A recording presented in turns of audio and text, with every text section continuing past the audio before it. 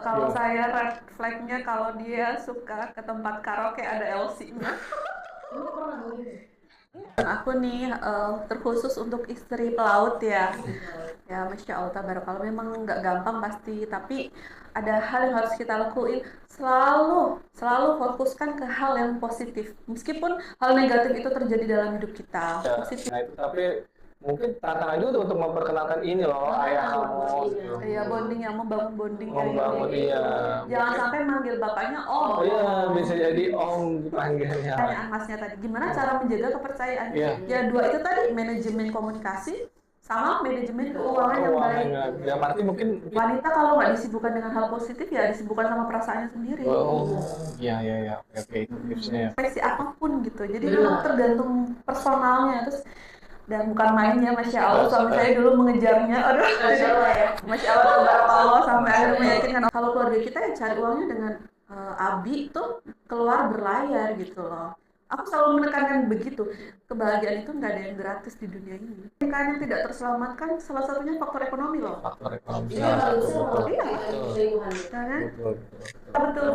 Mau berapa lama pun kita menikah dengan seorang pelaut ketika dia nih udah lama di darat, mau naik ke kapal itu sama semua. Melo semua. Itu positif, itu harus positif thinking, cari lingkungan yang positif, teman yang positif, kegiatan yang positif gitu. Supaya yang di kapal juga tenang. Katanya laki-laki itu butuh ketenangan. Pasti. Jadi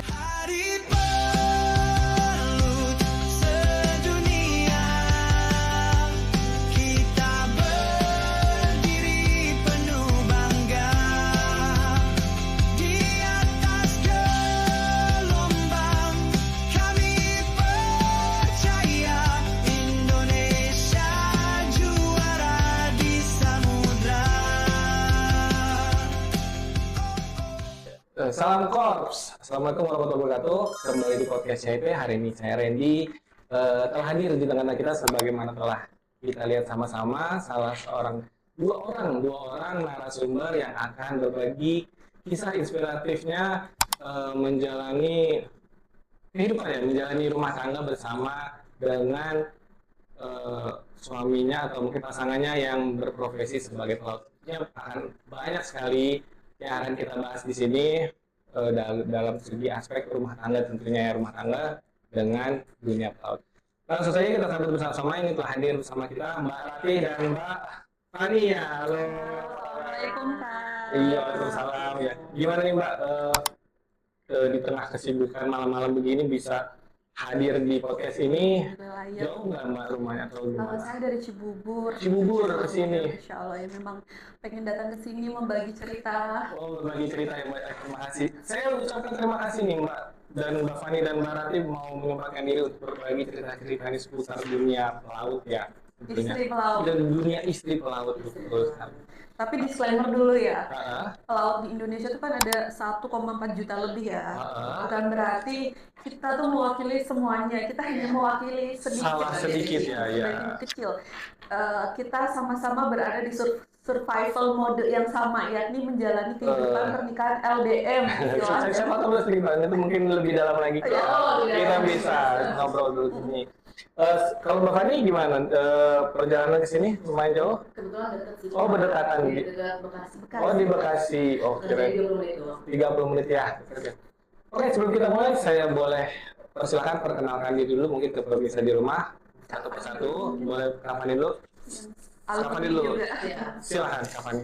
Halo, nama saya Deva Nugraha Burdamani atau biasanya angkatan begitu Fani Damani, angkatan 51. Asal dari Kepulauan Riau. Banyak, mungkin Mbak Ratih. Oke, halo, nama saya Ratih Nurila Rosyadi ya.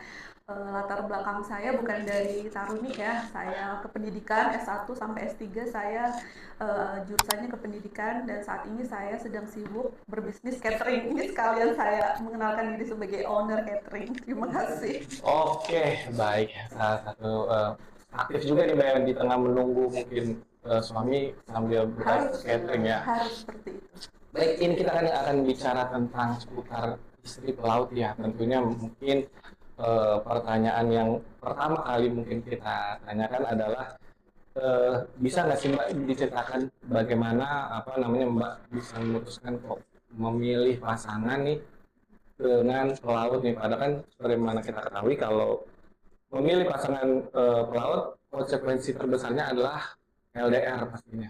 Nah ini bisa perlu Mbak Fani dulu boleh menjawab. Silakan. Jadi kebetulan saya kan di dunia materi juga ya Kak. Oke. Jadi begitu saya menjalani hubungan bersama pelaut, jadi tentunya saya pertama udah benar-benar hati itu, oh ini dapat suami pelaut. Jadi begitu kenal sama suami ya udah pasti ya kakak. Jadi udah teguhan hati dulu sih. Teguhan hati dulu. Kan pasti berat nih langsung berhadapan dengan resiko LDR nih. Resiko paling utama menikah dengan si pelaut adalah LDR. Betul. Nah itu bagaimana menyikapinya? Resiko paling utama adalah LDR. Iya. Cara menyikapinya tentunya LDR. Long distance relationship. Sekarang berubah ya udah LDR lagi LDM ya. Masih pacaran ya. Sekarang LDM. Menyikapinya tentu dengan berbagi hal positif yang kegiatan tersebut dengan hal positif. Maksudnya mungkin menghadapi itu sehingga memutuskan untuk memilih pasangannya itu pertimbangannya padahal mungkin masih waktu berpikirnya mungkin masih gadis dulu ya berpikir terusnya akan LDR nih gimana menguatkan meneguhkan hati sehingga mengambil pilihan untuk menikah atau memilih pasangan laut. Ya kalau meneguhkan hati ketika mau memilih sih dulu terus terang ya nggak kepikiran. Karena ternyata pribadinya cocok ya udah lanjut. Dan tapi di luar itu saya menyadari bahwasanya dia pelaut, saya tidak akan bersama dia selamanya, maksudnya dalam 1 tahun mungkin berapa bulan nanti kan selebihnya punya perusahaan dan saya yakin bukan melakukan seperti itu, tapi kebanyakan family mungkin pelaut seperti itu. Jadi seiring berjalan waktu saya menyadari hal tersebut ya. Akhirnya mungkin terbiasa kali ya Mbak. Kalau dari Mbak Rati mungkin ada opini yang berbeda. Kalau aku orang awam ya, kalau Mbak Fani kan memang dia dulu di STIP. Ada background maritim kamu kan Mbak. Mungkin agak terdengar klise ya, tapi bukan sama pelautnya. Tapi saya memang suami saya membuat saya jatuh cinta dengan kepribadian dia secara personal. Karena personalnya. Secara personalnya dulu baru nih, oh ya dia profesi pelaut ya. Tapi itu pun sebagai pertimbangan loh, tadinya maju nggak ya.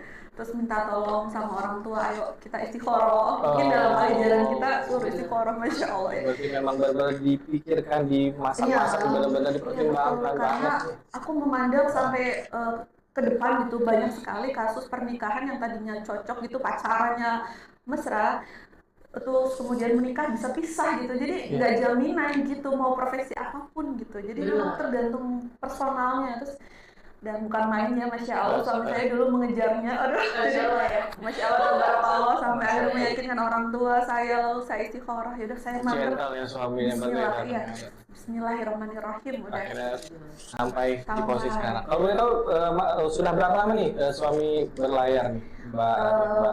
Suami saya 13 tahun berarti. Sudah 13 tahun sampai hari ini? Iya. Wow, banyak lama juga ya. Angkatan 51 Mbak. Mbak Fani sudah? 51 saya 50 nih. Jadi kalau beliau 13 saya 14 tahun. 14 tahun, wah berarti lumayan lama juga nih selama 15 tahun, 13 tahun dan 14 tahun mengarung samudera berjauh-jauhan, namun masih tetap saling percaya mungkin ya sampai dengan saat ini ya. Nah itu benar-benar perjalanan panjang yang membentuk mental kita sampai sekarang gitu. Oke. Nah itu mungkin pertanyaan selanjutnya nih Mbak ya, selama 13 tahun dan 14 tahun itu berjauh-jauhan itu gimana tuh Mbak menjalani kehidupan rumah tangga ya? Mungkin ya kalau kehidupan rumah tangga orang normal ya mungkin bertemu ya ngobrol-ngobrol misalnya, mungkin ada ya romantis seperti itu. Nah ini bagaimana Mbak 14 tahun 13 tahun kehilangan daripada boleh dibilang momen tersebut ya, kehilangan momen tersebut. Itu Gimana Aku sebelum menyikapinya? menjawab ini pengen cerita sesuatu yang Boleh. mungkin bisa jadi tamparan buat kita yang mengeluh Boleh. gitu dengan LDM gitu ya. Oke. Iya memang berat banget mas Berat sama banget pasti. awal tuh ya. Aku tuh sempat manja gitu. Berat banget sih ternyata jadi istri pelaut. Nggak coba mungkin ikut ke kapal gitu? Ya hamil nggak ada yang nemenin ya. Aku sampai nangis waktu itu aku lagi ngerjain tesis S2. Suka nangis aku sambil ngetik nangis sedih banget. Lalu ketika pernah mas saya kontrol hamil di rumah sakit. Betul, Ya, kontrol hamil. Ya, itu tuh aku dari rumah tuh udah yang ngeluh. Ya kontrol nggak ada suami gini. Lalu ketika pernah antri obat bareng sama ibu-ibu yang dia juga hamil besar. Nggak tahu kenapa kodratullah ya kita ngobrol dia bercerita. Mbak ini suaminya mana? Suami saya pelaut. Wah enak sekali pelaut ya. Masya Allah, alhamdulillah. Kalau suami saya tuh meninggalkan saya mbak. Saya kerja sendiri, cari uang sendiri. Ini habis ini saya kerja. Terus itu tuh kayak tamparan buat saya loh. Suami saya tuh pergi mencari uang, bukan pergi dari tanggung jawab. Sedang si mbak ini ada orang lain yang justru suaminya pergi dari tanggung jawab. Itu tuh bener kayak merubah saya pelan demi pelan. Lebih kita berkonsentrasi dengan suami saya tuh jauh karena mencari nafkah buat kita, bukan menghindari tanggung jawab. Jadi sejak saat itu saya mindsetnya tuh berubah. Lebih ke meng-highlight apa yang bisa suami saya berikan, bukan berarti bukan dengan apa yang suami saya tidak bisa berikan gitu. Dia tidak bisa memberikan nafkah, tapi alhamdulillah dia bisa memberikan materi. Kita bisa nggak bakalan ya. Tapi branding. Iya nih saya. Ya mau lah. Dia itu serius bener. Aku dari rumah tuh udah yang nyetir mobil tuh udah yang ngedumel. Nggak enak banget jadi istri pelaut, kontrol hamil sendiri gini. Bahkan mungkin melahirkan pun sendiri. Saya dua anak sendiri. Alhamdulillah suami saat itu cuti. Alhamdulillah ya. Itu momen paling penting. Harus lah ya mendampingi di samping ya ketika melahirkan ya. Intinya jangan berkonsentrasi dengan apa yang suami kamu nggak bisa berikan. Tapi konsentrasi sama apa sih yang udah suami kamu kasih ke aku ya. Dia bertanggung jawab, dia ada sinyal memberi kabar. Wow, masya Allah ya. Padahal saya pernah naik kapal, tapi kan nggak boleh berlayar ya. Ngebayangin dia di kapal segede itu, kerjaan banyak ya. Kalau kita lagi bete bisa boleh, sebenarnya boleh ikut kalau berlayar, tapi ngumpul aja kan. Soalnya aku nggak boleh. Nggak boleh. Kondit dia. Kalau kita bete ke kafe ya, kita kalau bete ke kafe, ke mall. Mereka kalau bete kayak mana? Aku lebih highlight seperti itu, hal-hal seperti itu. Kan ada PS loh, kalau saya pernah ke kapal tuh di kamar itu ada PS 5. Ada PS, ada tempat gym gitu kan. Semua ada. Ada jenuhnya. Iya lah. Kita kalau jenuh bisa salon. Di kapal juga ada salon, ada salon juga. Yang gitu nih salon makan. Iya salon dulu. Oh nggak tahu ya mbak, salon dulu.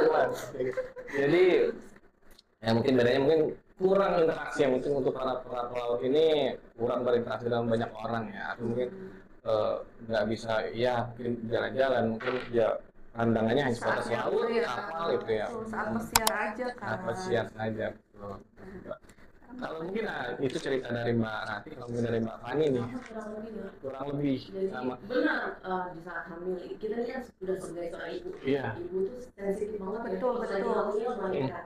Dan kaderullah saya anak tiga kali hamilan dari kemarin mungkin cuma berapa bulan tiganya. Itu siapa yang mengadani? Iya, saya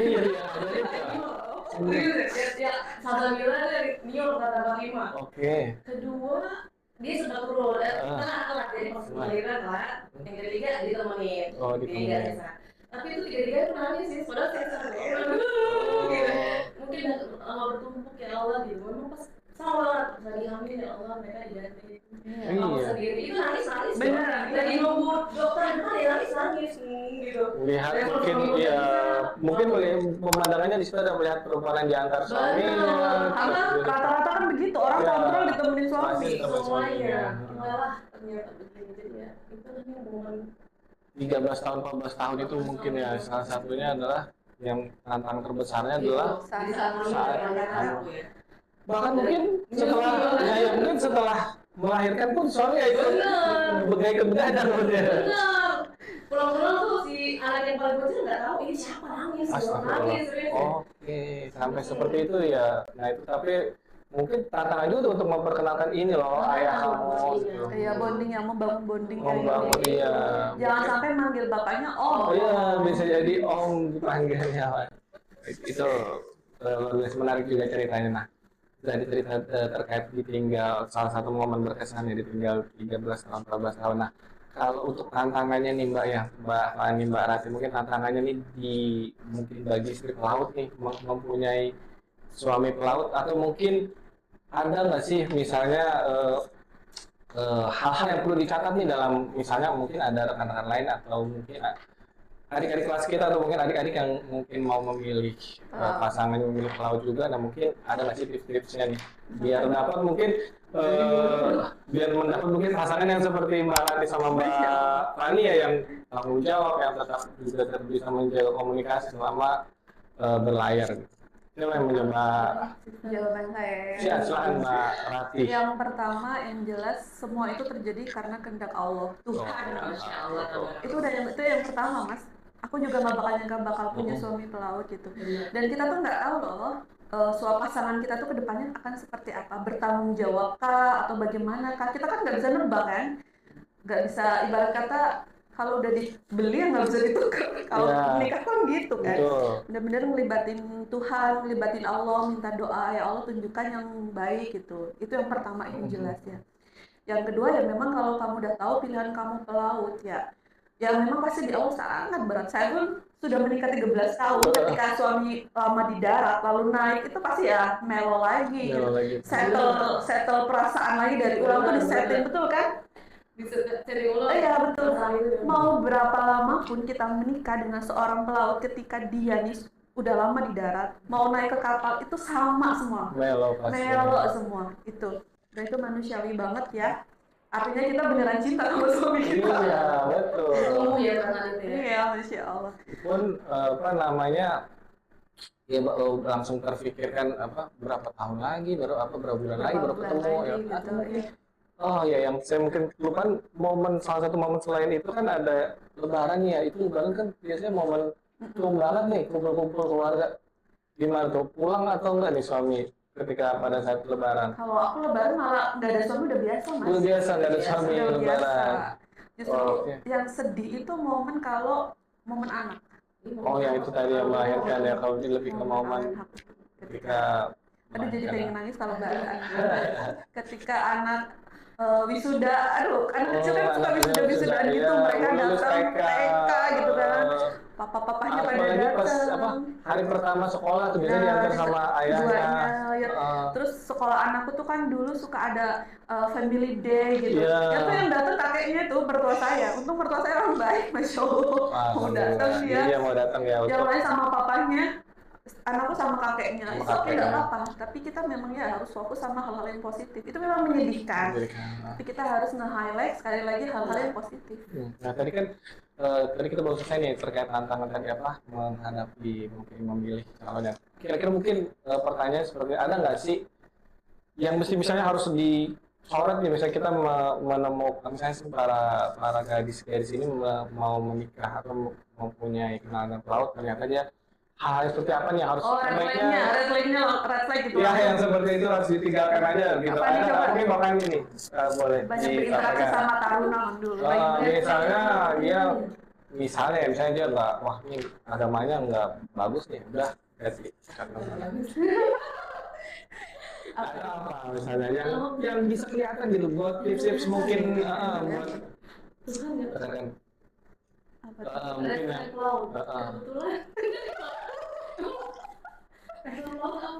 ya misalnya mungkin sebelum menikah dia si pelaut ini sering keluar malam misalnya nih, yang keluar malam atau mungkin berkumpul dengan teman-teman yang mungkin negatif. Ini ada subjektif ya, jawabannya ya. Boleh.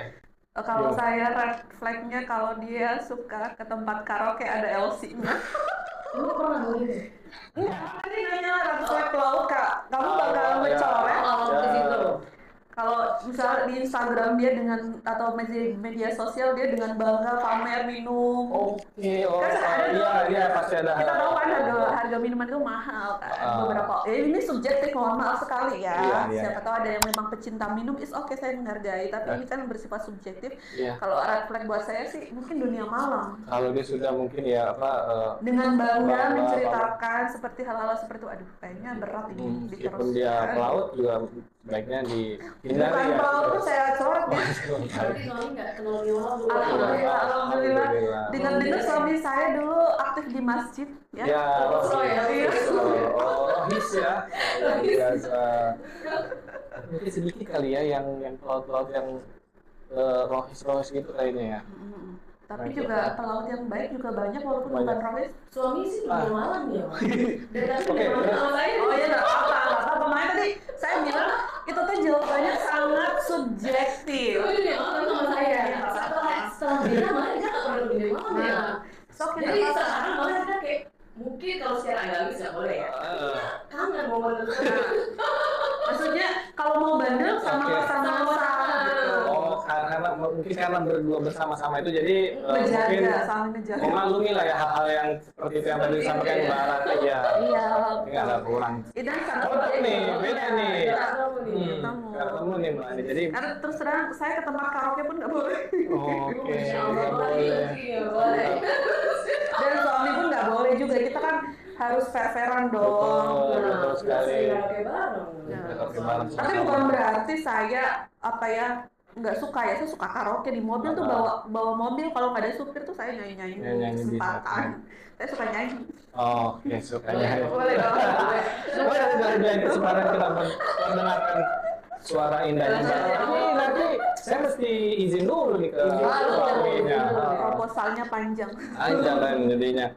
Jadi itu tadi terkait yang mereka mungkin sudah berdekatan dengan dunia malam. Berarti dia belum jawab. Kalau saya kan tadi udah jawab dunia malam. Kalau menurut bapaknya apa? Kan dia mendukung kan? Karena tidak pernah kelihatan refleksnya. Ya mungkin bukan dunia malam ya, cuma mungkin apakah dia mungkin pelit gitu atau ada sifat lain gitu. Kita tuh cewek realistis ya. Iya, realistis bukan materi. Jadi kalau misalkan pertemuan pertama aja kita split bill, kita langsung.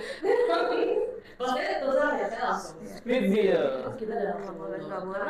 Kayaknya split bill itu baru sinyal ada deh. Zaman dulu kayaknya nggak ada deh. Ada. Dulu apa dong ya? BBM ya? Bayar masing-masing kali ya. Bayar masing-masing langsung mundur ya maaf. Kita baru pertama ketemu kan bayar masing-masing kan lo nggak bisa. Lu bilang gue materi, lu yang punya duit kayak gitu. Siap itu ya harus dihindari untuk pelaut refleksnya baik.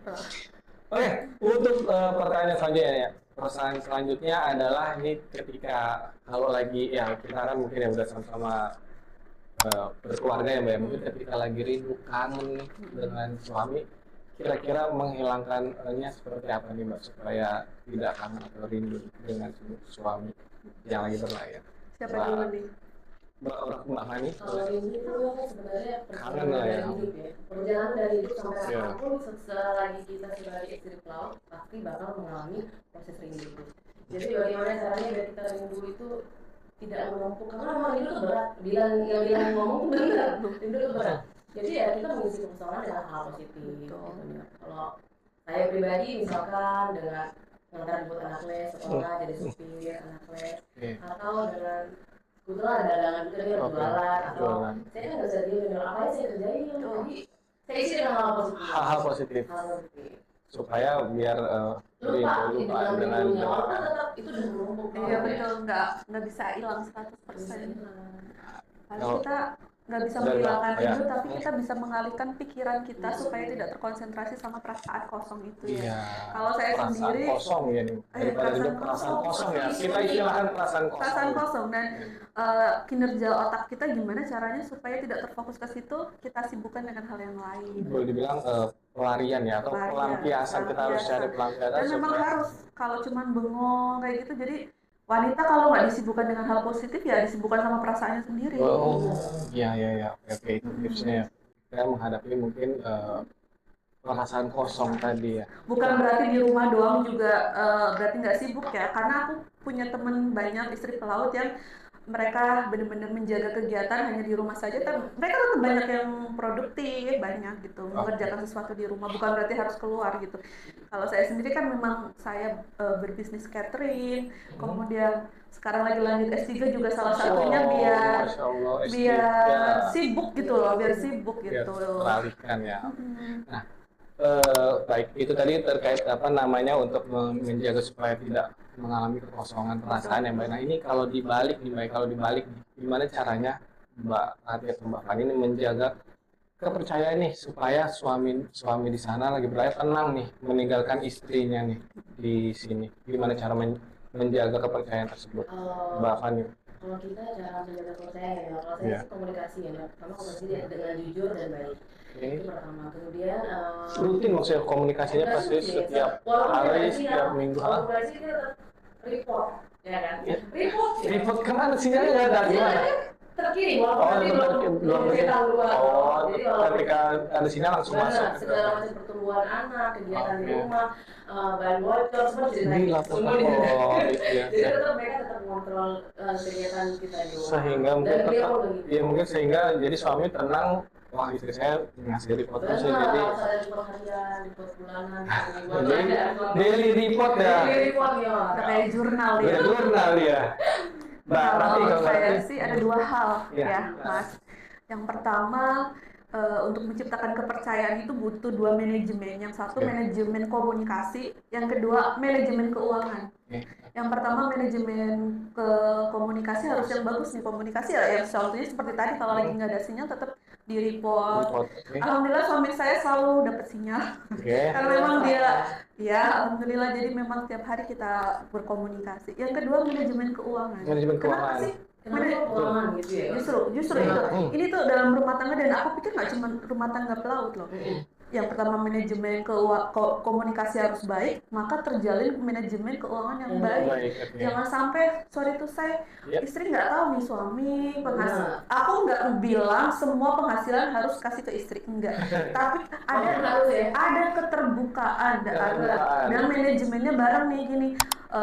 Suami mau beli apa, istri harus tahu. Istri pengen apa juga. Jadi termanage dengan baik. Kenapa? Kalau dari komunikasi dan keuangan bisa dimanage dengan baik, saling terbuka, apa yang mau dicurigain?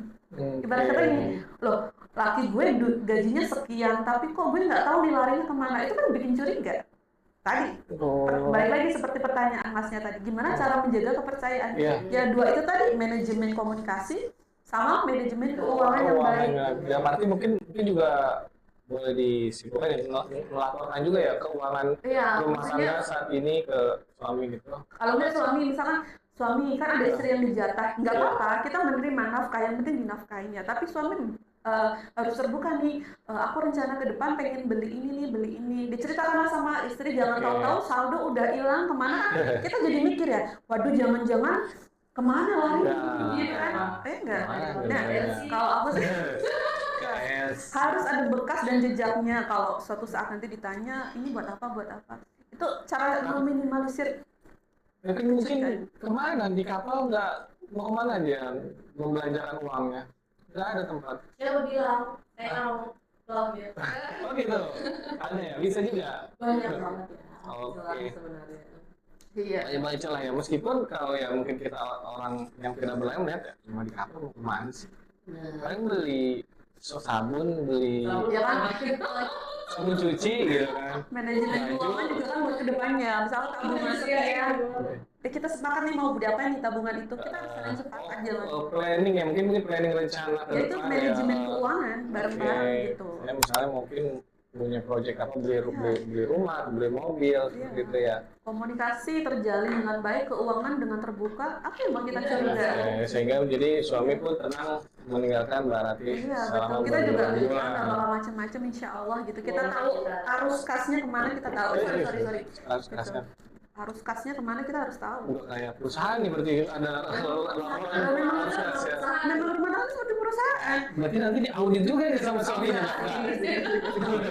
Kalau aku enggak. Oh enggak ya. Kirain jalan juga. Baik. Ya mungkin kalau kayak cuman ke Indomaret mah nggak perlu dilaporkan kan, ini maksudnya transaksi yang besar gitu. Besar ya. Oke. Kayak misalnya mau membeli ruangan buat catering atau membeli peralatan catering yang besar. Beli kendaraan, tapi kendaraannya harus ada loh. Kemana ini buat siapa kendaraannya? Takutnya seperti itu. Oke, baik. Oke, itu tadi untuk yang menjaga kepercayaan dengan suami ya. Nah, kemudian kalau ini kita bicara anak nih ya. Anak tadi kan belum sempat dijawabnya bahwa pernah terpanggil, belum pernah terpanggil om gitu atau hampir tidak mengenali itu ayahnya ya. Pas anak pertama ya tuh. Nah, itu boleh. Mungkin tipsnya bagaimana mengajarkan anaknya supaya memahami bahwa ini ayahnya dan mungkin ini pekerjaan ayahnya loh, harus pergi berbulan-bulan. Fani mungkin silakan. Kalau saya itu selalu pengertian doa. Alhamdulillah saya udah mengerti. Kak, ingat di baju yang kita pakai dari mana? Rumah yang kita tempati dari siapa? Kendaraan yang kita pakai dari siapa? Air kerjanya mana di laut saya. Selalu kasih pemahaman dulu gitu ya. Kalau enggak aku nggak punya mainan dong. Karena ayah kerjanya di laut. Jadi jangan kalau lihat teman kakak itu kok dia pulang tiap hari, nggak bisa, kita nggak bisa nyamain kita sama mereka. Saya kinari sama dia. Nanti ayahnya tiap hari. Kita kerja di laut saya. Kalau kakak mau semuanya terprovide dengan baik, ya kakak harus ngerti ayah pulang. Tapi walaupun demikian kakak harus sadari itu tidak mengurangi kasih sayang ayah selalu sampai dengan apa yang kita pakai sekarang, yang kita nikmati sekarang. Jadi alhamdulillah sih pada ngerti semua loh. Bapak nggak pernah ada komplain gitu, aku nggak suka nih ke ayahku, nggak ada gitu. Masih itu yang nomor 2 tuh, ayah mau banget sih pulangnya kan lucu ya, dapat yang kecil, ayah mau banget sih pulangnya. Ini rumah ayah mau rusak lah.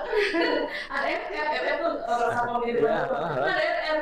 Iya tapi ayah jadi hal kecil gitu aja sih, nggak yang sampai gimana nggak ngerti sih alhamdulillah. Sudah mungkin mungkin dari Mbak Nati. Sama sih, alhamdulillahnya ya rezekinya suami tuh di kapal ada sinyal terus, jadi kita tiap hari video callan. Jadi anak kedua tuh benar-benar kenal banget sama bapaknya.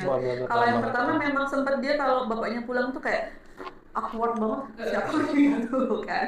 Gitu, alhamdulillahnya video call tiap hari. Dan untuk anak pertama itu aku lebih menekankan di sini tuh nggak ada kebahagiaan yang gratis kan.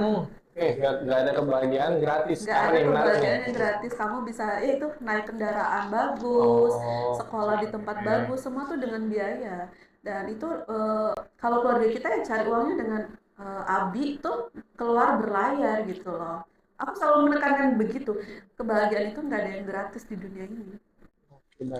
Sehingga lama-kelamaan mungkin anaknya menghargai apa yang dia miliki dan tidak nge-push bapaknya harus selalu ada gini. Oh iya ya, aku bisa makan enak tiap hari. Salah satunya rezeki dari Allah melalui ayah berlayar. Oke, baik, ini baik. Benar juga. Nah ini pertanyaan terakhir nih ya, Mbak Fani ya. Misalnya bisa dikabulkan atau misalnya bisa dijalankan. Kalau boleh memilih nih Mbak, apakah kedepannya nih seterusnya nih mau suaminya tetap terus berlayar atau mungkin memilih pekerjaan lain yang mungkin bisa lebih berdekatan dengan suami? Mbak Tati dulu. Oke, baik. Kalau aku ya, aku tuh selalu bilang sama suamiku kalau misalnya dia pengen, aku nggak mau tua jadi pelaut sampai tua. Aku akan dukung selalu. Tapi kalau ternyata dia tuh 10%-nya tuh di bidang itu loh, 10%-nya. Iya, kita udah bukan bilang passion lagi ya, keahlian gitu. Aktualisasi dia tuh memang berlayar, kemampuan dia berlayar. Sedangkan kan ada istilah harga diri laki-laki itu pada pekerjaan. Betul. Nah, aktualisasi dia, jadi bukan semata-mata jadi pelaut itu cari uang doang, tapi memang itu cara dia mengembangkan diri dia, emang keahlian dia. Jadi kalaupun mau berpindah alih ke pekerjaan lain, ya pastikan itu juga sebagai bentuk aktualisasi kamu. Jangan sampai mengurangi kualitas yang apa yang kamu miliki gitu. Dan tentunya memang secara finansial biar tidak jomplang. Ya. Kita tahu di laut mungkin lebih besar daripada di darat. Betul, gitu. Berkali-kali lipat lebih besar di darat. Nah, seperti itu sudah kebutuhan ya, Bunda ya. Jadi saya mau dapat nih, kita lebih memilih akan tetap mendukung berlayar atau lebih memilih pindah pekerjaan yang lain gitu. Oh gitu ya. Biasanya di situ. Kalau kayak gitu sih jawabannya saya selalu bilang ya terserah suami aja. Dikembalikan lagi ke suami. Aku selalu mendukung. Ternyata dia sampai sekarang berlayar ya memang itu bentuk aktualisasi dia gitu loh. Kalau karena ketika dia di darat ngobrol sama orang darat yang bukan pelaut gitu ya, bingung dia. Ngobrol apa gitu, kita kerjanya beda gitu. Tapi kalau ngobrol sesama pelaut ya nyambung. Pasti nyambung. Gitu. Kalau gitu tadi ya, kalau Mbak Fani? Kalau saya sih, kemarin ngomong sama suami pernah memang dia sih tentunya pengen di darat ya nyokap. Tapi kan untuk di darat kan juga mudah tuh.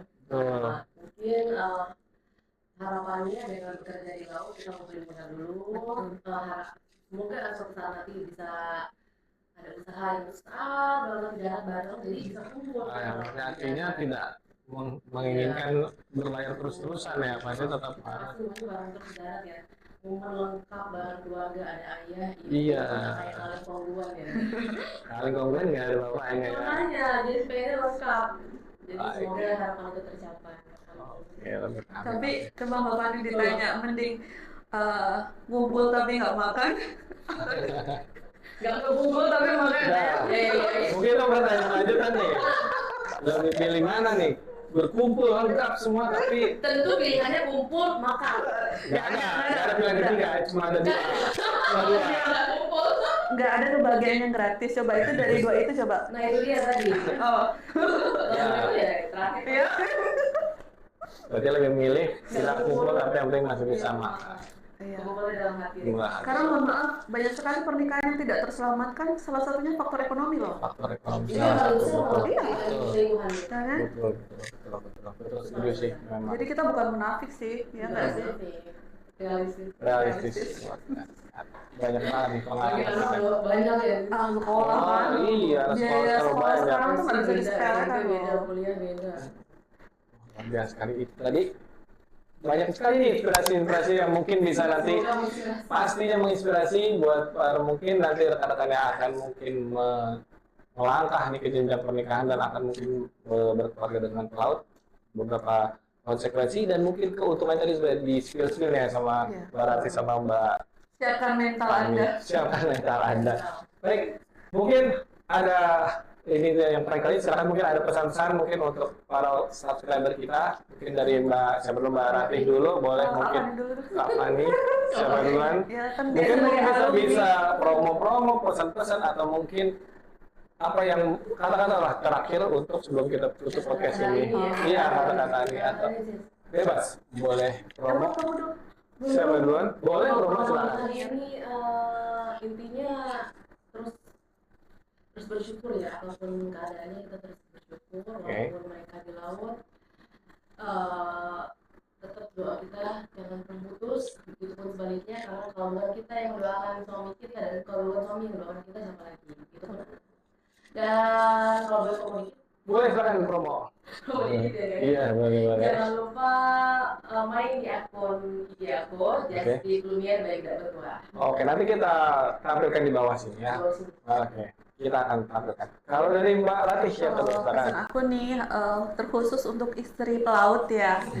Ya, Masya Allah, tabarakallah, memang nggak gampang pasti, tapi ada hal yang harus kita lakuin, selalu fokuskan ke hal yang positif. Meskipun hal negatif itu terjadi dalam hidup kita, positif itu harus positive thinking, cari lingkungan yang positif, teman yang positif, kegiatan yang positif gitu, supaya yang di kapal juga tenang. Katanya laki-laki itu butuh ketenangan. Pasti. Jadi semua orang butuh ketenangan, cuma laki-laki perempuan juga butuh ketenangan. Betul ya. Terus saya mau promosi juga ya, kalau mau catering ya, kebetulan saya ada Royal Catering ya, udah dinaungi dari PT Royal Berkah Megamas, udah bentuknya PT. Udah PT ya. Kita menerima catering sekolah dan instansi swasta juga ya. Bisa follow Instagram pribadi saya, Rati_Rosyadi. Terima kasih, sehat selalu pokoknya. Baik, nanti kita tampilkan juga link cateringnya Mbak Rati ya. Oke. Baik, Kops, itu tadi podcast kita dengan dua narasumber kita yang sangat spesial ini. Jangan lupa tetap subscribe podcast CIP di episode selanjutnya supaya kita masih bisa menghadirkan narasumber yang lebih banyak lagi. Oke, saya tutup. Wassalamualaikum warahmatullahi wabarakatuh. Salam Kops.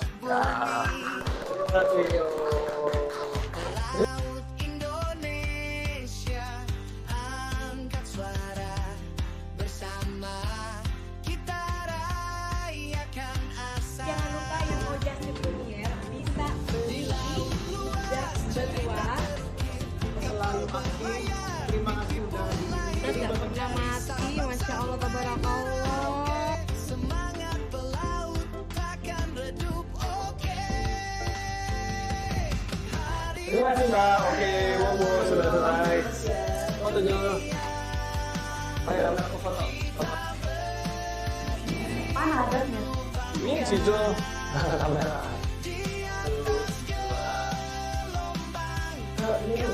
Landscape maksudnya dua kali aja. Landscape kita lihat ya. 1, 2. Oke. Oh. 1, 2. Oh, oke, terima kasih Mbak. Ada tuh. Oh. Itu channel ya. Kamera tuh penting ya, itu wajib. Ya, oke. Oke. Sana. 2, 4, 3.